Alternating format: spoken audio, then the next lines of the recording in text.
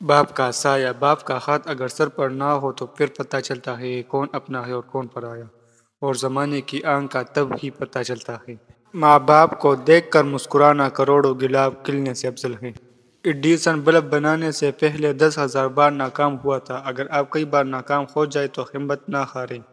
دعا مانگ کر انتظار کرو قسمت کے بدل جانے کا، کیونکہ اللہ کے دربار میں کوئی دعا رد نہیں ہوتی۔